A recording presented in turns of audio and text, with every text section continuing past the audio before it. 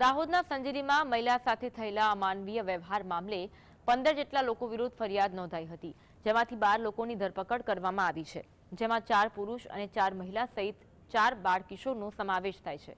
આરોપી પૈકી હાલ 4 મહિલાઓ જેલમાં છે, 4 બાળકિશોરને જ્યુવેનાઇલ જસ્ટિસ બોર્ડમાં રજૂ કરાયા છે અને 4 પુરુષ આરોપીઓની સઘન પૂછપરછ કરવામાં આવી।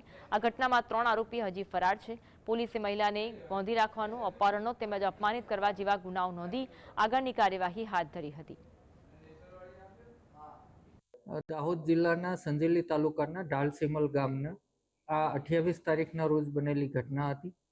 આ ઘટનાની તાત્કાલિક પોલીસને મીડિયાના મિત્ર દ્વારા જાણ થતાં ડીવાયએસપી પટેલ પોતાની સમગ્ર ટીમ સાથે ઢાલસીમલ ગામે પહોંચી ગયેલા અને ત્યાંથી મહિલાને એમના સસરાના ઘરે ગોંધી રાખ્યા હતા। ત્યાંથી એમને રેસ્ક્યુ કરાવેલા અને તાત્કાલિક કોમ્બિંગ કરી અને 12 જેટલા આરોપીઓની ત્યારે ધરપકડ કરી લેવામાં આવેલી હતી।